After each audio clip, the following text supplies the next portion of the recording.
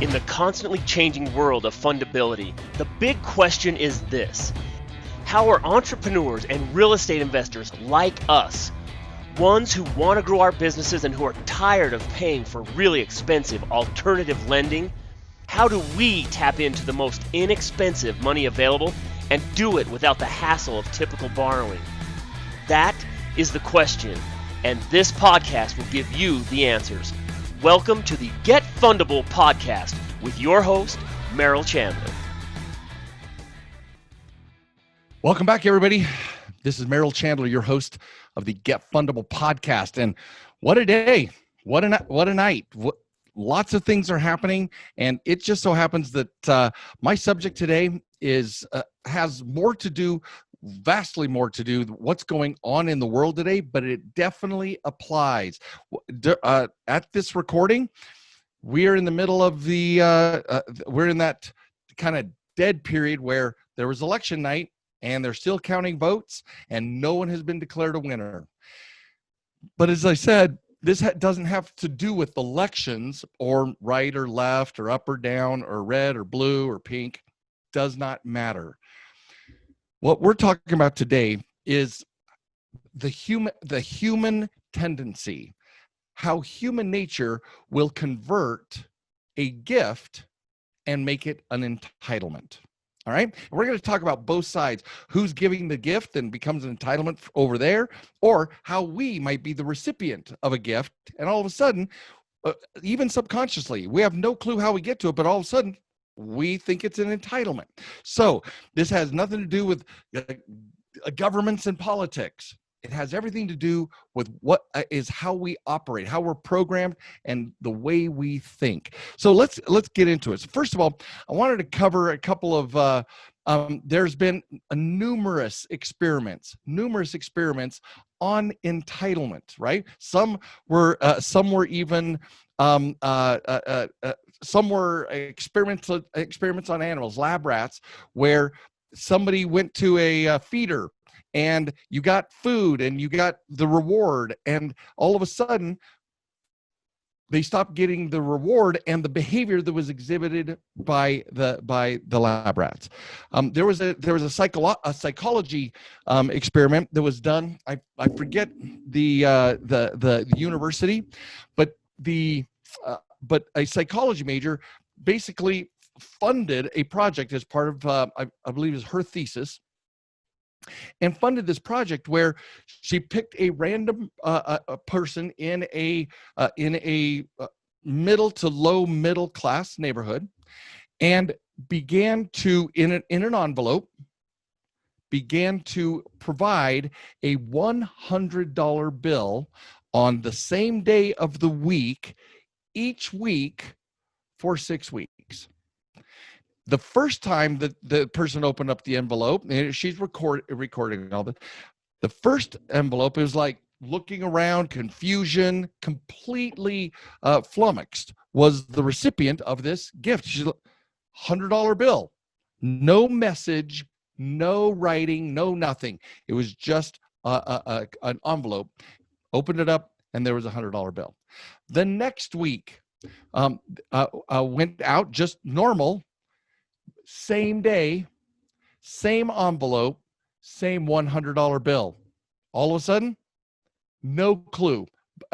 Looking around, now there's like, okay, I always say, one of my maxims, once is a mistake, twice a habit, three times a character trait, right? So this is the second time, and she's, the recipient's looking around going, I have no clue what is happening here, because all of our beliefs come into play, right? Nobody just gives $100. Nobody does it for anonymous reasons, and now I'm projecting onto the recipient's thing, but if I were receiving this, these would be the thoughts going through my head. They may be very well the thoughts going through your head. Third week, same day, same envelope, another crisp $100 bill. Now, all of a sudden, the behavior that was limited was more like a shrug of a shoulder, pocketed the $100 bill, and left. And so I went back into the house. Fourth week, now you can see the behavior of the recipient. You can see the behavior that coming out after the mailman leaves to look for this $100 bill. Now there's an expectation, or again, my language, there's a hope that another one is there. And another one was there. And she's like, cool. The recipient goes into the house. Fifth week, literally is waiting for the mailman to get there. Mailman arrives. There's the blank thing. Now remember, I don't know all the details about hooking up the mailman to deliver the envelope, any of that stuff. The fourth week waits and says, where does this come from? Or looks at what's happening in the mailbox and lets the mailman get out of the way before the recipient looks in the mailbox, and there's another one. Sixth week, actually asks the mailman, do you know where this is coming from? He says, it's in my pouch. I'm just delivering it. The seventh week, gets out there. Now we're $700 or $600 at this point. Gets out there, and the recipient gets angry at the mailman for not bringing the check or the envelope with the cash. Now, afterwards, the recipient was interviewed, right? And told that this was a thing, keep the money. The recipient was interviewed and was interviewed about what was going on in each one. Now, it is revisionist history. It's anecdotal. It's not a double-blind experiment. But the idea was to find out what the internal experience was of this individual. And afterwards, they demonstrated aggressive behavior when the expectation was not met. And one of the individuals, and so in the interview, they said, I had come to rely on that money, because apparently 6 times is enough in this experiment anyway, to trade a gift and make it an entitlement. So that is the base. And when I heard this story, and again, I was told this anecdote from one of my professors when I was in psychology professors when I was in college. And so I've looked everywhere for the actual experiment. I may not be, it certainly isn't called From Gifts to Entitlements. I've looked for it, but I shared with you for how it was delivered to me. But the interesting thing of this experiment is how easily gifts become entitlements. If it may be, you might have an employee or a team member, and you say, "All right, everybody, we start work at 7 a.m. Right? Let's say construction crew, part of your crews, you're fixing, flipping, whatever, and you say, yeah, go ahead and come in at 7:30. And if you do 7:30. And you even tell that employee, yeah, 7:30 this week, 7:30 this week, and then you hired them based on 7 a.m. and you go back to 7 a.m. as the schedule after giving them a week or two of 7:30s. What do you think how does that employee respond to you? It's usually with a little bit of assertiveness, if not aggression or hostility. Hey, dude, we've been going to work for 7:30. We're doing just fine. But you hired them at 7 o'clock. You told them this is only temporary. But everybody grumbles and groans when they've been given something. All of us, every one of us, we grumble and groan when we have been given something, and then we believe it's taken away. When we've been given a gift, and all of a sudden we think it's been taken away, when a gift is never ours to begin with. A gift is never ours to begin with. And so what I want to ask you, what I continually ask myself is, where have I made gifts in my life an entitlement? Now, a lot of this has to do with gratitude, but we're going to hold that off on a moment, or for a moment. How do I convert just a blatant gift to an entitlement? How and now I go to elections, right? Some of us have been around for a long time. We've seen it all. Some folks are brand new to the political marketplace, right? But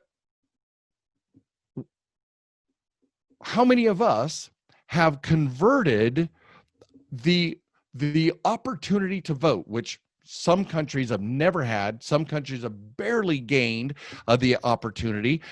Some in other countries, some disenfranchised portions of the population just barely have gotten the right to vote. But how many of us believe that this amazing privilege, this gift that we have created in this country, that all of a sudden that it's an entitlement? Now, I'm not saying it's not a right, of course, but I'm saying how many of us hold it as an entitlement and not as a gift? How many of us have converted many things, the wages we make, or how many the opportunity to have a job? How many of us have converted the lifestyle that we have? Some of us have worked so hard, done so many positive things, have built up our standard of living, have increased our quality of life, and then all of a sudden, a recession starts, COVID hits, and we feel that something has been taken away from us, as though we are entitled to it. You guys, I will compare anything that you have to 100 things that other people don't have, and they would look at your life and my life as a gift, not an entitlement. They would be thrilled with clean water and fresh clothes and clothes that fit and things that we believe we are entitled to. I was shopping. I went before COVID. Went shopping with one of my friends. We're out getting another person a birthday present, and it was like Sunday afternoon or otherwise. We're in Utah, and the stores were closed, and on Sunday afternoon, and like he was angry because he's entitled to get what he wants when he wants it, right? Maybe it's a facile example, but how many of us are not gracious about all of the things, all of the opportunities, all of the resources, all of the money, all of the opportunities that we have, and we believe we are entitled to those things just because we have had them for X period of time? When did they become entitlements? Again, I'm not talking about just common human rights, and there's plenty of people who don't even have those. But I'm talking about us being spoiled and petulant and angry when we don't get our way. It was so funny to watch the run up to this most recent election, and it's true for every election. Nothing special about this election, guys. It happens all the time. But everybody thinks that the world is going to end if the other team wins this round. And yet, here we go, flipping back. Red, blue, black, white, yellow, orange, up, down, left. We're always just swinging back and forth on the pendulum. Nobody ever remains consistently either in power or influential forever. And yet, we belittle, we cajole, we shame other people for what they love in their world and in their world. and what makes them happy, their value set. You guys, none of us have the same values. Most of us value being able to breathe, having food. But when it comes to, but many of us begin to feel that we're entitled to be in power in our business, in our country, in our relationships. And if something changes in our relationships, all of a sudden I throw a fit because my entitlement of being the most powerful person in my relationship or my job or my company or the country, all of a sudden something dynamically shifts. Now I'm no longer, and I'm no longer in power, or I no longer have the most sway or the most influential. And all of a sudden, I'm the one, I suffer because I'm not, my entitlements, my expectations, I'm entitled to be that person. And it is my, and then we convert it into a right to be in charge or to be the winner of an election. It's my right. That is an entitlement. So please don't confuse the civil rights with the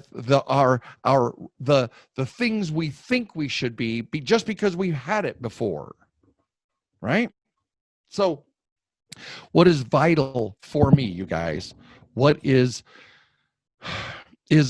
in our lives, in our relationships, our intimate relationships, our family relationships, our business relationships, and our relationships with the outer world. We could not, it is possible that we wouldn't have all of the great things that we have, all of the opportunities.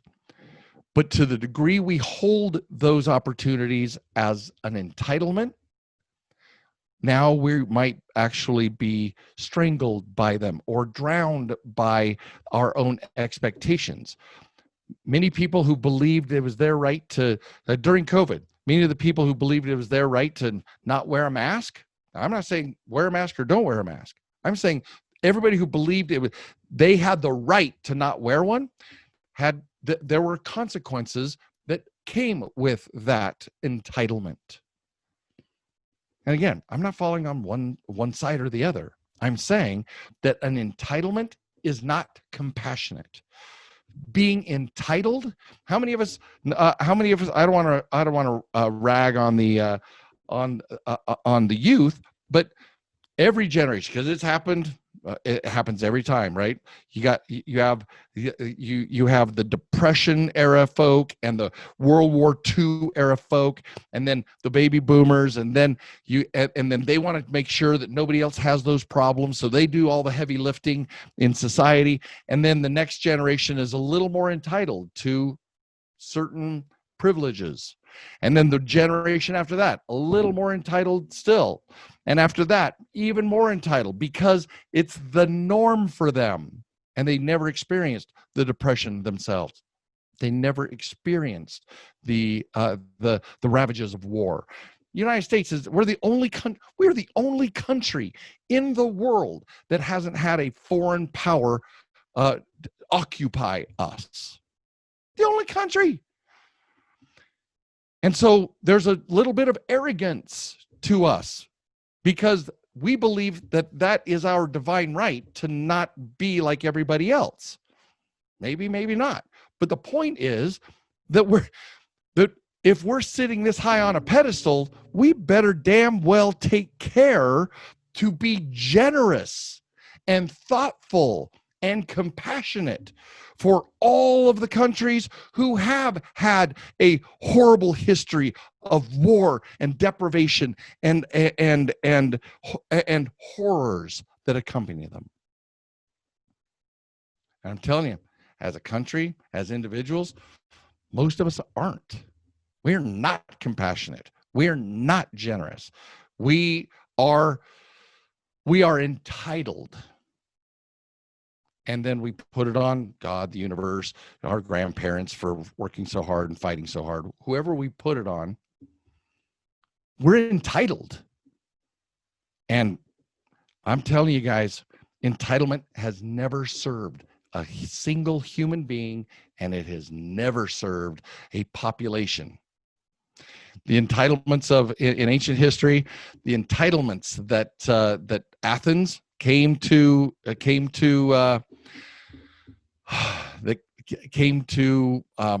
believe was their God-given right, were taken away by the Persians, and Rome took away Athens, and then the Huns took away the glory of Rome, right? What they call barbarians. Every society that got arrogant and entitled always blamed it on their deities, first of all, rather than taking personal responsibility to be humble, compassionate, generous, loving, and supportive. Where do you stand? Where are you? Are you compassionate with your neighbors who are of a different faith, a different political belief, a different race or ethnicity, or a different or even a different economic strata?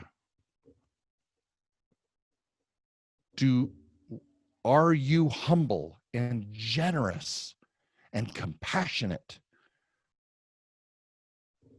Or are you entitled and therefore arrogant and capricious and even defiant?